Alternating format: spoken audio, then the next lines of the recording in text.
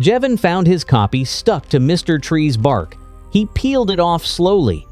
The ink smelled like cold water and something older, the kind of magic that doesn't announce itself, that settles into the air like fog and waits. He knew that smell the way you know the smell of your own house, from the inside. He almost threw the flyer away. Then, from somewhere across the field, he heard Derple's flute and stopped. The melody was Derple's, the rhythm was Derple's, but one note was wrong. Just one, off by half a step, tilted sideways like a question that hadn't found its ending yet. Jevin folded the flyer into his pocket and walked toward the field. The carnival had no right to be there. An hour ago, the field was empty. Dead grass, a broken fence, 3 crows. Now there were lights strung between poles that hadn't existed before. A Ferris wheel turning slowly against a sky with too many stars, music coming from 6 directions at once, and laughter, bright, hollow laughter echoing from tents that glowed red and gold and a deep, unsettling green. People were walking in through the gate without quite having decided to. Orin and Pinky went first, hand in hand, Orin tilting his head at the lights with that particular expression he wore when Earth did something he hadn't read about yet. Ratty went in kicking a pebble, pretending he was just walking that direction anyway. Funbot rolled in with both arms raised and his jingle already playing. Mr. Tree moved slowly, roots lifting and resettling, drawn by something he couldn't name but trusted himself to understand later. Derple drifted in already playing, following the sound of his own wrong note like a thread. Wenda slipped through the gate sideways, which was just how Wenda went through things. Jevin was last. He stood at the gate and looked up. At the top of the Ferris wheel, perfectly still, hat perfectly straight, Black watched the field below him with the expression of someone who had already won a game nobody else knew they were playing. He didn't look down at Jevin. He didn't need to. Jevin walked in. The first tent had no sign. It glowed a pale, steady white, the color of a room with all the windows frosted over. Inside, Ratty stood in the center of a ring of carnival puppets. They were applauding him. Slow, soft, polite applause, the kind you give to something that didn't quite work but you don't want to be rude about. Ratty stood with his hands at his sides, eyes open, expression completely empty. No fingers drumming, no jaw tight, no energy leaking out of him in every direction the way it usually did. He was still in a way that Ratty was never still the way a fire is still after someone puts it out. Jevin stepped past the puppets. Ratty. Nothing.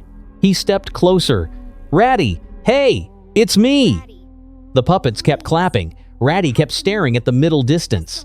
Jevin stood there for a moment and thought about what he knew. Not about curses, not about Black, not about magic, about Ratty specifically. He crouched down so he was looking up at that blank face instead of at it straight on.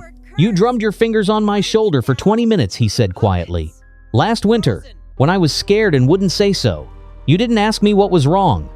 You just sat next to me and did that tap, tap, tap for 20 whole minutes until I stopped shaking.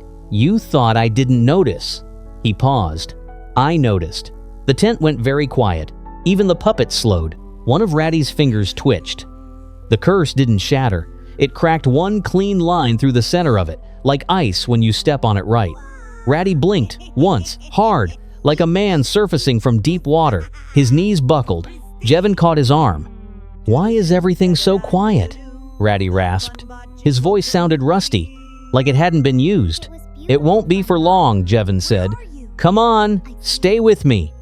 The second tent was playing music that kept stopping.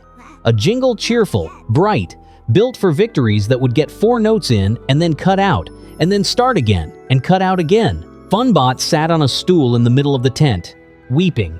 His eye panels dripped sparks. His shoulders shook in that rhythmic, helpless way that meant the crying had moved past the stage where it had a reason and into the stage where it just was. Jevin sat down next to him on the ground. He didn't say anything immediately. He'd learned a long time ago that rushing towards someone's pain was sometimes just a way of rushing away from the discomfort of witnessing it. After a moment, he asked, "What was the last thing that made you play the whole jingle? Start to finish, no interruptions." Funbot sniffled. Sparks flickered. He thought about it with the total earnest concentration he brought to everything. When Oren tried to explain to Pinky what a microwave was, he said finally, voice wobbly, and called it a hot rectangle that yells at food. And everyone laughed at the same time. Jevin laughed. It came out quiet and real, not performed the laugh of someone who had actually just pictured that. Funbot played 4 notes, then 5. The 6th came out a little shaky, but it came out. The crying slowed, the sparks settled, and the jingle stretched itself out to its full length for the first time all the way to the end, bright and complete. "That's the one," Jevin said. "Hold on to that one." The 3rd tent was 1 room, but it felt like 2. Oren walked through it reaching for something he couldn't find. Pinky walked through it reaching for something she couldn't find. They were 3 feet apart and completely invisible to each other, not hidden, not blocked, just absent from each other's perception, the way you can look directly at something you've stopped expecting to see and not register it at all. The curse hadn't taken their names or their memories.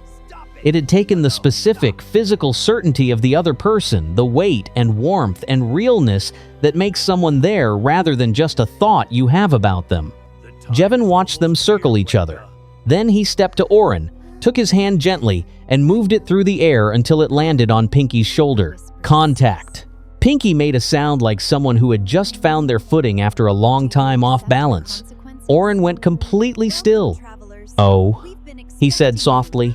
The word carried everything: relief, recognition, the particular wonder of someone who came from somewhere else and still sometimes couldn't believe this planet had given him this. "There you are." Pinky grabbed his hand with both of hers and held on. The tent folded away around them like a coat that wasn't needed anymore. The 4th tent was completely dark. Not dim dark, the total kind, the kind with weight. Mr. Sun floated near the center of it, barely glowing, a warmth so reduced it was almost theoretical.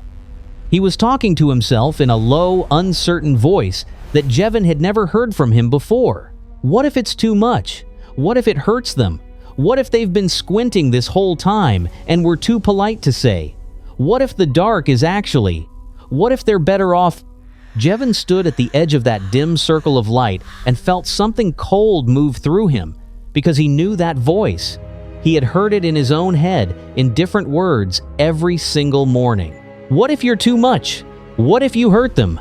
What if they're better off? He didn't argue with it. He'd learned that arguing with that voice just made it louder. "I walked here in the dark," he said, "across the whole carnival, tent to tent, without knowing where the next one was. I kept going." He paused.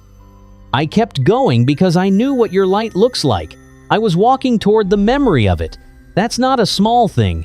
That's the thing that kept me moving." The darkness in the tent didn't retreat dramatically. It just thinned. Mr. Sun lifted his head. The glow strengthened, slowly, then steadily, then fully, and the tent didn't dissolve so much as burn away, the dark peeling back from the edges like paper. Mr. Tree was in a tent full of noise. Every voice, every demand, every question, a hurricane of need pressing in from every direction, and Mr. Tree at the center of it with his leaves shaking, his roots shifting, his patient face wearing an expression Jevin had never seen on it before. Overwhelmed, a tree that had stood through 100 storms suddenly discovering a kind they hadn't built resistance to. Jevin walked through the noise to the roots and sat down, same as he always did back home. In the quiet afternoons when Derpel played and the world was simple, he didn't ask anything. He didn't offer anything. He just sat in his particular quality of silence, the silence of someone who had spent so long being invisible that they'd learned how to be present without being a weight. The noise around them didn't stop, but it stopped mattering. After a long moment, Mr. Tree's leaves settled. "I needed someone to not need anything from me," he said slowly. "I know," said Jevin. "I've always known." Derpel sat in a tent holding his flute with both hands, playing with complete focus and total desperation and producing nothing, no sound. The curse had left him everything except the result. The breath, the fingering, the muscle memory, the emotion behind the note, all of it intact, all of it going nowhere, dissolving into silence before it reached the air. For a creature who had never learned to speak his feelings in words because the music had always been enough, this was not an inconvenience. This was erasure. His eyes, when Jevin came in, were wide and panicked in a way that the easygoing purple dragon almost never allowed. Jevin sat across from him. "Play it like nobody can hear," he said. "Not for me, not for anyone. Like you're playing it for the inside of yourself." Durple hesitated, then closed his eyes and played. No sound came out. But Jevin closed his own eyes and nodded slowly, following a rhythm he felt through the soles of his feet, through the ground, the particular pulse of Durple's music translated into vibration. He kept nodding, kept following it. Durple opened his eyes and watched Jevin track his silent song. Something in his shoulders released. He kept playing, and somewhere in the middle of the next phrase, the sound came back quietly at first. Then, with its full color and the melody that filled the tent, was the most honest thing Jevin had heard all night. Wenda's tent was the last one before the main stage, and it was the hardest. She was in the corner when Jevin entered, curled tight, hissing not at him, not at anything outside her, but at herself, at the air around her head where her own thoughts were playing out loud like a radio stuck between stations. Every calculation she'd ever made about people, every moment she'd smiled while thinking something else. Every small cruelty, every jealousy dressed up as indifference, every time she'd wanted something warm and reached for something sharp instead because wanting warm things felt too dangerous. "Don't listen," she snarled when she saw him. "Get out! You don't want to hear this." He stayed. He listened to all of it. Every petty thought, every ugly calculation, every flash of longing she'd spent years making sure nobody saw. He didn't flinch. He didn't arrange his face into careful neutrality the way people do when they're trying to seem like they're not judging. He just listened. The way he always listened. Like the information was simply true and didn't require a verdict. "You hate that you want to belong," he said, when a pause came. "That's the one you're most ashamed of, not the scheming or the lying. That." Wenda went absolutely still. "Everyone in this carnival wanted to belong," Jevin said. "That's how he got them through the gate. Every single person walked in because something in here promised them they'd fit." He looked at her steadily. "The curse didn't put that in you. It just turned the lights on." A long silence. Wenda stood up, smoothed her fur, did not look at him directly. "Don't tell anyone what you heard," she said. "I never do," said Jevin. That was enough. Black was waiting at the center stage. The Ferris wheel had stopped. The lights had gone out in every tent. The music had stopped. It was just a field now, almost just the stage, and Black on it, and Jevin walking toward it alone, and Dawn beginning to think about starting somewhere at the very edge of the sky. The slow clap echoed across the empty ground. "Impressive," Black said. "Truly. You talked your way through every tent. You said kind things to sad people and they felt better. How terribly, thoroughly wholesome." He raised one hand. What came out of it wasn't a bolt or a beam, it was quieter than that. It settled over Jevin like weather, like a fog that knew his name. Every doubt he had ever had about himself, organized and presented in order of severity. Every morning he had pulled the hood down, every room he had stood in the corner of. Every time he had looked at his own hands glowing and thought, put it away, you'll frighten someone, you'll be too much, you'll be wrong. "You are not a hero," Black said. His voice was not cruel. It was worse than cruel, it was certain. "You are a boy hiding in a hoodie. You fix them all tonight, and the moment you leave this field, you will go back to your corner and pull your hood down and decide that tonight was a fluke. That's not me. That's you. I just introduced you to it." Jevin stood in the middle of that and breathed. His hands shook. The blue light crawled between his fingers whether he wanted it to or not. He stood there for a long moment in Black's certainty and his own doubt and the memory of every tent tonight, and he thought, maybe he's right. He might be right. He probably knows something true about me. And then he thought, I'm tired of letting that be the thing that stops me. He reached up, and slowly, steadily, in front of the empty carnival and the almost dawn in Black's watching eyes, he pulled the hood back. Not because he was brave. He didn't feel brave. He felt completely exposed, like the first cold second after you come out of water. But his hands were still up, and the hood was still back, and the blue light was coming out of him now in full, not as a weapon, not aimed at anything, just out the way a held breath finally releases. And it wasn't just his light. It was the shape of everything from tonight, the specific warmth of Ratty's cracked curse, Funbot's jingle completed, Oren's "Oh, there you are," the memory of Mr. Sun burning the dark away, Mr. Tree's leaves finally settling, Derple's sound returning, even Wenda's terrible honesty and her carefully smoothed fur. All of it connected. A web of small, true things, radiating outward in blue and gold and the particular color of a thing that actually happened.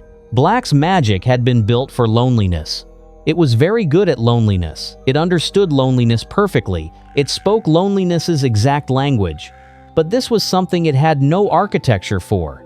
Black didn't explode. He didn't dissolve. He just stepped back. One step, then another. His hat tilted crooked for the first time all night. For a moment, in the blue light, he looked less like a villain orchestrating something and more like someone who had been standing in the dark for a very long time and had momentarily, involuntarily, remembered what warmth felt like. Then the carnival collapsed. Not dramatically, it just stopped. The poles, the lights, the tents, the stage, all of it folding away like a dream at the moment you realize you're dreaming. The Ferris wheel went last, and then it was just a field again. Dead grass, a broken fence, 3 crows who had never left. They all stood in the field in the early gray light. Nobody said much.